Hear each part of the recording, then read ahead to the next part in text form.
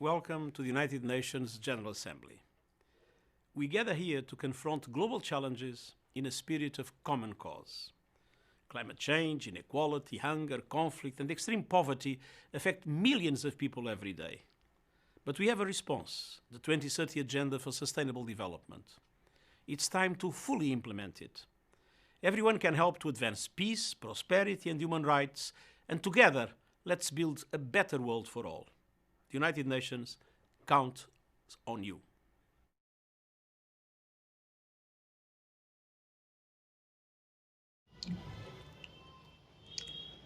जय हिंद एवरीवन। आप लोग सोच रहे होंगे कि ये कैसी वीडियो है। ये जो जनाब हैं इनका नाम है एंटोनियो गुटेरेस। एंटोनियो गुटेरेस इनका नाम है and he is the secretary general of the United Nations. ठीक है ना, ये सेक्रेटरी जनरल हैं यूनाइटेड नेशंस के and he was talking about the sustainable development goals, climate change and all. So आज की हमारी टॉपिक भी इसी पे बेस्ड होगी, सस्टेनेबल डेवलपमेंट गोल्स। मैं आपको इसके बहुत हिस्ट्री या डेप्थ तक नहीं जाऊंगा। मेरी कोशिश यही रहेगी कि वीडियो के आखिर तक आपको जो 17 का 17 गोल है सस्टेनेबल डेवलपमेंट के, वो आपको याद करा दूं, जो कॉम्पिटिटिव एग्ज़ाम के लिए बहुत ज़रूरी है। और मैं कोशिश करूंगा ग्रोथ वर्सेस डेवलपमेंट ये सब क्या है, और कुछ एग्जांपल्स भी दूंगा, साथ में कुछ मल्टीपल चॉइस क्वेश्चन भी है। तो स्टार्ट करते हैं, वीडियो को शुरुआत करते हैं। सो देखिए, ये पहला डेफिनेशन से स्टार्ट करते हैं। डेफिनेशन जो यूनाइटेड नेशंस का डेफिनेशन है, देखिए, sustainable development is the idea that human societies must live and meet their needs without compromising the ability of the future generation to meet their own needs. ये कहना ही इसका मतलब ये है कि एग्जैक्टली हम चीज़ों को ऐसे इस्तेमाल करेंगे, ऐसे यूज़ करेंगे जो हमारी जितनी ज़रूरत है वो पूरी होगी, उसके साथ साथ फ्यूचर जनरेशन जो है उनकी ज़रूरतें के साथ कोई समझौता ना हो। आई होप कि समझ में आ रहा होगा। मैं उसको हिंदी में पढ़ के बता देता हूँ कि सतत विकास क्या है। सतत विकास वो विकास है जो भविष्यों की पीढ़ियों की अपनी ज़रूरतों को पूरे करने की क्षमता से समझौता किए बिना वर्तमान की ज़रूरतों को पूरा करना। आई होप कि आप लोगों को अच्छे से समझ में आ गया होगा। फिर भी अगर नहीं आया होगा, मैं आपको एग्जाम्पल्स के साथ बताना चाहता हूँ। तो एग्जाम्पल्स के लिए 2 कैरेक्टर चाहिए। मैं 2 कैरेक्टर के लिए हमारे वीडियो में हमेशा कमेंट करते रहते हैं, दोनों का नाम लेना चाहूँगा। एक बिस्वजीत जी करके हैं और एक सुभाषिनी जी हैं। तो ये दोनों को मैं हाइपोथेटिकल कैरेक्टर है अगेन, तो है कि मैं बिस्वजीत जी और सुभाषिनी जी को 10K यानी 10,000 रुपया दे के 1 महीने के लिए पॉकेट मनी दे के मैं उनको बोला कि मैं ठीक है 1 महीने के बाद मिलूँगा, आप इसका जो ज़रूरत है सही से इस्तेमाल करना। तो सुभाषिनी जी क्या किए ना, उन्होंने देखा कि अभी फेस्टिवल का त्यौहार है तो बहुत सारा शॉपिंग कर लिए और 5 से 6 दिन के अंदर या 10 दिन के अंदर इनका पैसा ख़त्म हो गया।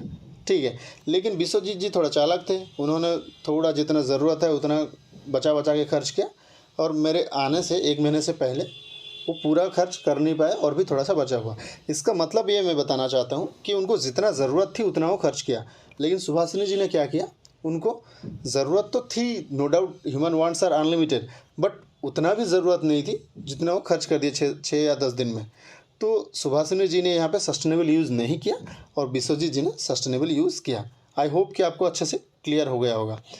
देखते हैं इसकी हिस्ट्री के बारे में थोड़ा बहुत कि ये जो सस्टेनेबल डेवलपमेंट जो डेफिनेशन आया था, ये ब्रंडलैंड कमीशन 1987 में बना हुआ था। तो एक्चुअली ब्रंडलैंड एक जिनका नाम था उनके नाम से हुआ है ब्रंडलैंड कमीशन, और वहाँ पे एक रिपोर्ट पब्लिश हुई थी, आवर कॉमन फ्यूचर। ठीक है ना। देन ये डेट इम्पोर्टेंट है थोड़ा, 25 सितंबर 2015 यानी 2015। ये क्या हुआ ना, यहाँ पे 193 members of the United nation general assembly assemble, मतलब गेट टुगेदर होने के बाद उन्होंने सस्टेनेबल डेवलपमेंट के लिए 17 गोल्स एंड 169 टारगेट्स को अचीव करने के लिए सोचा। कब तक? 2030 तक, 2030 तक 17 गोल्स जो मैं बता रहा था, 17 गोल्स के बारे में, और 169 टारगेट्स। अब गोल बहुत वाइड होते हैं, उसके इसमें बहुत सारे उसके अंदर टारगेट्स होंगे। ठीक है, जैसे आप बोलेंगे पॉइंट्स, उसके अंदर सब पॉइंट्स, उसी तरह। तो 17 गोल्स के अंदर बहुत सारे टारगेट्स, बहुत सारे अंदर से 116 टारगेट्स हैं। एंड याद रखना, sustainable development goals are not legally binding, अगर कभी क्वेश्चन आ जाता है कि it is legally binding, no, not legally binding. तो मैं एक आप लोगों को ट्रिक बताना चाहता हूँ, ये है PACT, पैक्ट, वेट PACT, ये चल नहीं रहा है, wait just wait, I am sorry. हाँ, PACT, पैक्ट। अब ये PACT क्या है बोलेंगे, मैं बता रहा हूँ इसको। एग्जैक्टली ऐसा कोई ज़रूरी नहीं है, लेकिन यह इससे जो शुरुआत होती है, जैसे कि P से आपको बोल सकते हैं प्रोटोकॉल, A से एग्रीमेंट, C से कन्वेंशन, T से ट्रीटी, ये सब है लीगली बाइंडिंग जेनरली, हमेशा मैं नहीं बता रहा हूँ, जेनरली। PACT, पैक्ट, आप याद रखिएगा। तो आप बहुत जहाँ पे कन्फ्यूज़न हो गया आया है कि इट इज़ लीगली बाइंडिंग और नॉट, तो आप याद रखिएगा पैक्ट। पैक्ट से जैसे कि यहाँ पे PACT में ये हमारा है कौन सा, सस्टेनेबल डेवलपमेंट गोल, G, गोल्स, तो ये PACT में नहीं आता, that means it is not legally binding. आप हमेशा के लिए नहीं होता, ये बात याद रखिए। तो पैक्ट को याद रखिएगा। 17 गोल्स अचीव करना है 2030 के अंदर, 116 टारगेट से ब्रेटलैंड कमीशन, है ना। देन आगे बढ़ते हैं। अभी हम यहाँ बात करेंगे पिलर्स ऑफ सस्टेनेबल डेवलपमेंट गोल के बारे में, या सस्टेनेबल डेवलपमेंट के बारे में, पिलर्स। तो इसके पिलर्स कितने हैं, जैसे कि इस पर क्वेश्चन भी बनी थी और बनेगी भी। सस्टेनेबिलिटी, अब social sustainability, economic sustainability and environmental sustainability. जब क्वेश्चन अगर आता है कि इसके जो 3 पिलर्स हैं क्या क्या हैं, एक है सोशल, एक है इकोनॉमिकल, एक है पॉलिटिकल। मैं उसको अच्छे से डिस्क्राइब करूँगा, डोंट वरी। यहाँ पे आप लोगों को एक मतलब दिमाग में सवाल आता होगा कि सर आप तो बता रहे हैं sustainable development goal, so what is development exactly. Development बार बार बता रहे हैं, डेवलपमेंट का मीनिंग क्या है। तो देखिए मैं यहाँ पे आपको अच्छे से डिफाइन करना चाहूँगा, growth versus development, growth versus development, ये दो। तो ग्रोथ और डेवलपमेंट डिफरेंस बेसिकली ये है, growth is a quantitative tools, आप लोग याद रखिएगा, growth is a quantitative tool. यहाँ पे होता क्या है, जहाँ हम सिर्फ इकोनॉमी की बात करते हैं, इकोनॉमी के साइज़ की बात करते हैं, कितना बड़ा इकोनॉमी का साइज कितना, इन द सेंस हम जैसे एग्जांपल के तौर पे बता सकते हैं कि कोई एक कंट्री है जिसका इकोनॉमी 1000 या 100 बिलियन डॉलर है, फॉर एग्जांपल 100 बिलियन डॉलर है, ठीक है।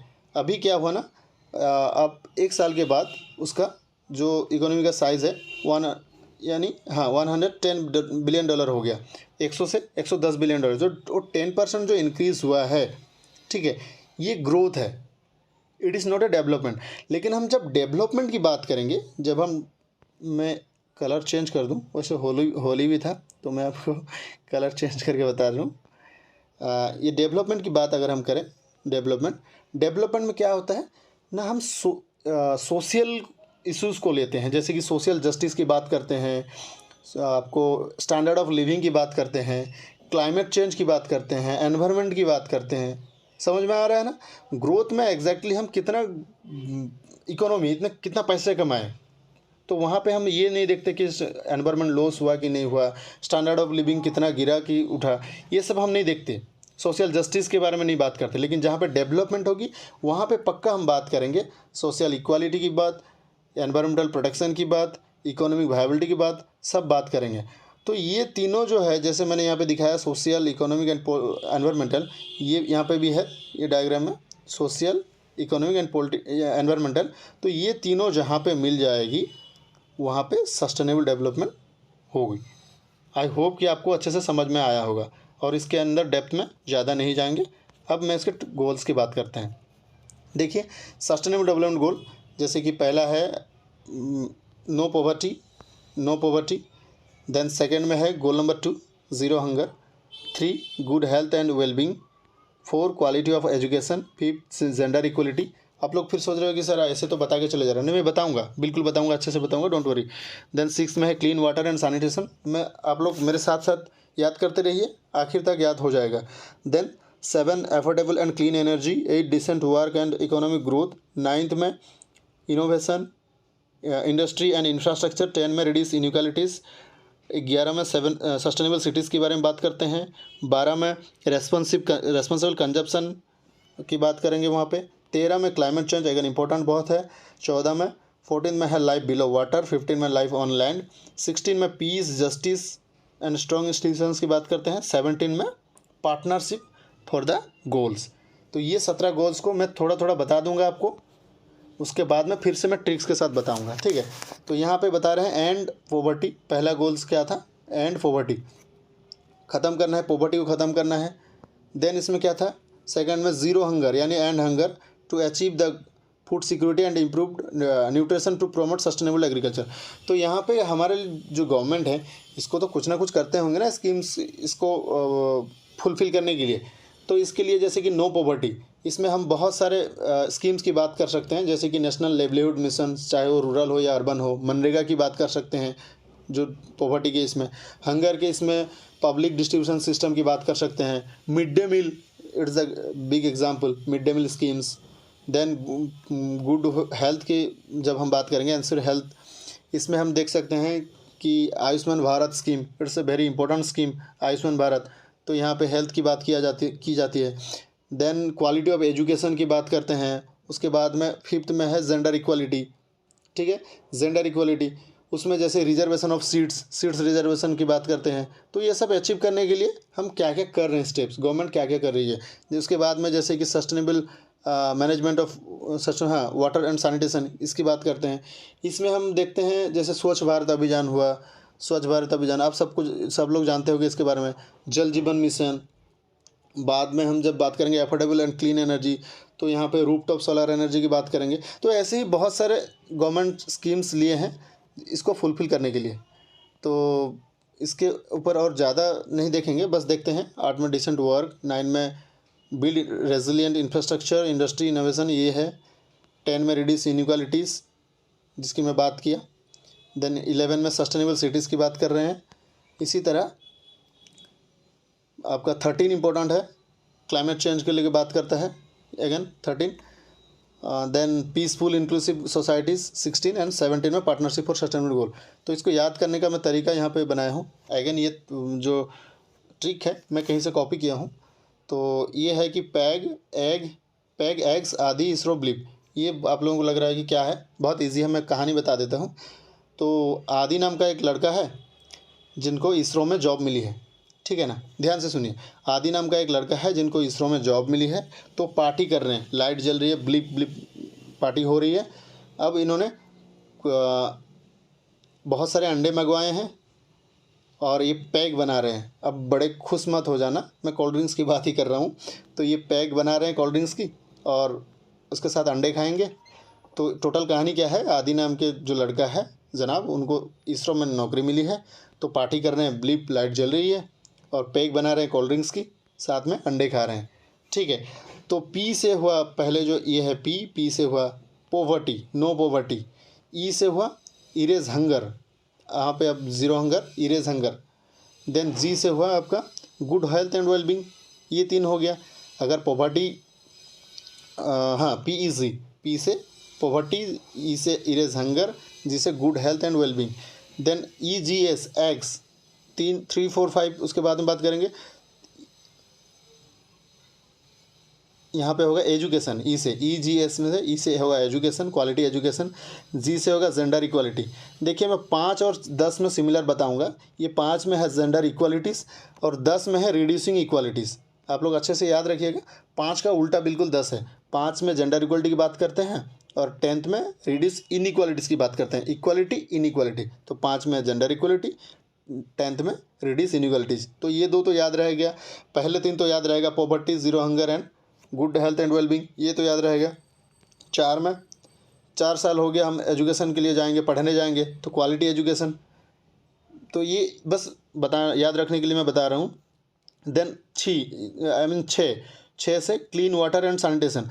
क्लीन वाटर सैनिटेशन मतलब आप लोग जब मम्मी बोलती है ना घर पे कि छी कितना गंदा है, पैर वैर धो के आओ, छी से 6 यानी क्लीन वाटर सैनिटेशन की बात कर रहे हैं। 6 से 6 आप याद रख लीजिएगा, 6 यानी क्लीन वाटर की बात कर रहे हैं। 5 में तो जेंडर इक्वालिटीज़, 10 में रिड्यूसिंग इनइक्वालिटीज़।